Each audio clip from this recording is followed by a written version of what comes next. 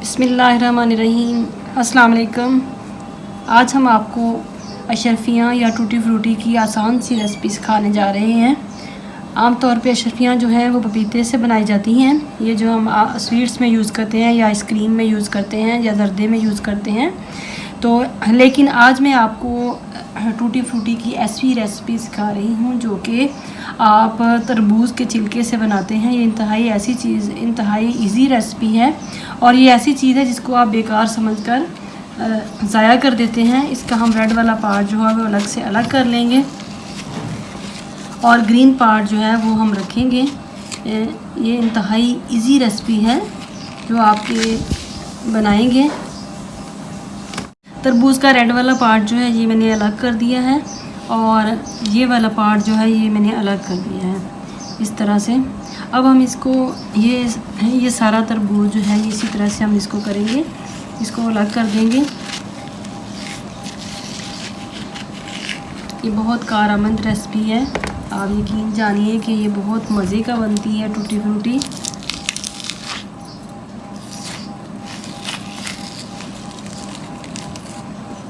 अब हम इनको इस शेप में काट लेंगे।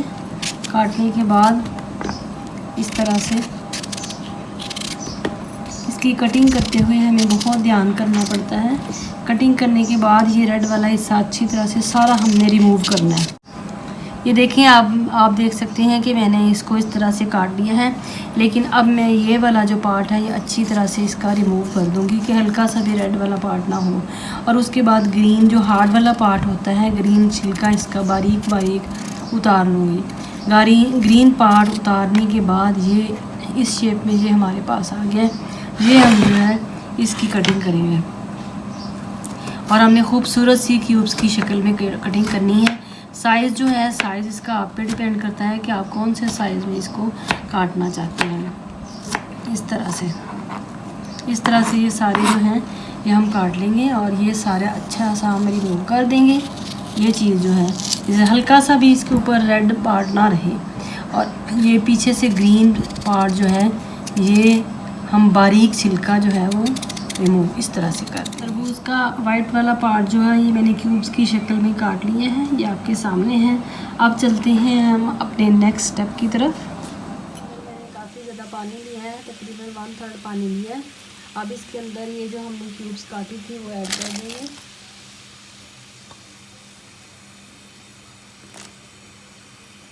और अब हम इनको कुक करेंगे।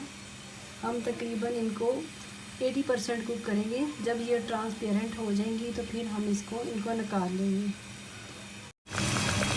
ये आप देख सकते हैं कि इसको पकते हुए जो है 5 मिनट हो चुके हैं। अब ये हमारी जो ट्यूब्स हैं ये ट्रांसपेरेंट हो चुकी हैं। ये देखें इस तरह से। जब ये ट्रांसपेरेंट हो जाए तो हमने फिर फ्लेम ऑफ कर देना है और इनको निकाल लेना है। ये आप देख सकते हैं कि ये ट्रांसपेरेंट सी किस कदर खूबसूरत लग रही हैं। अब मैं इनका पानी अच्छी तरह से निचोड़ लूँगी, ये ड्राई हो जाए। अब इनको अच्छी तरह से ड्राई होने के बाद हम निकाल लेंगे। कढ़ाई के अंदर मैंने 1.5 कप पानी ऐड किया है और अब इसके अंदर मैं 1 कप चीनी ऐड करूँगी ये भर के। अब हम इसको पकाएंगे चाशनी को। ये हम इतना पकाएंगे कि ये आधी रह जाए, क्योंकि इसका जो है अगर हमने ज़्यादा देर तक इनको प्रिज़र्व करना है इन अशरफियों को, तो उसके लिए हमें चाशनी जो है अपनी अच्छी सी पकानी होगी। ये हमें तकरीबन 3 से 4 मिनट लगेंगे इसको पकाते हुए। मैं हाई फ्लेम पे पका रही हूँ। जीरा जो है हमारा तैयार हो चुका है। अब इसके अंदर हम ये क्यूब्स को ऐड करेंगे। तकरीबन 80% हमने पहले खिलाए थे और 20% जो रह गए हैं वो अब हम इस शीरे में पकाएंगे। इस शीरे में हमें पकाने के लिए तकरीबन 3 से 4 मिनट लगेंगे। अब मैं इसके अंदर रूह कोड़ा के चंद कतरे ऐड करूँगी। ये ऐड करने से इसके फ्लेवर में बहुत ज़्यादा इम्प्रूवमेंट आएगी, बहुत ज़्यादा मज़े का हो जाएगा। मुझे अब इसको पकाते हुए इन क्यूब्स को पकाते हुए 3 से 4 मिनट हो चुके हैं और अब ये 100% डन हो चुकी हैं। हमें इसको 3 बाउल के अंदर 3 डिफरेंट किस्म के कलर्स ले लिए हैं। अब मैं इनके अंदर शीरा मिक्स करूँगी थोड़ा सा। शीरा मिक्स करने के बाद ये कलर मिक्स करेंगे हम।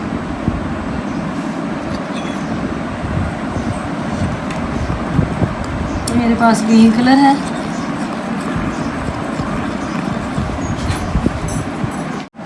अब मैं इसके अंदर ये क्यूब्स को ऐड करूँगी।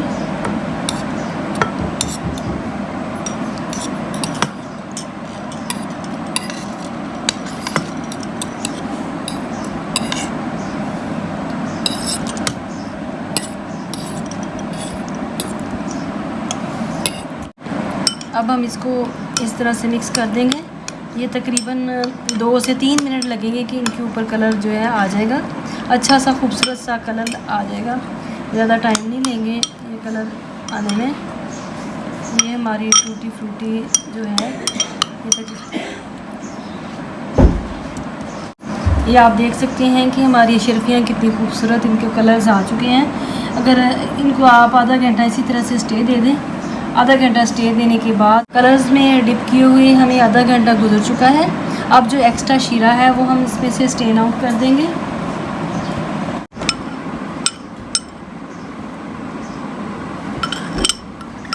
ये देखिए इस तरह से।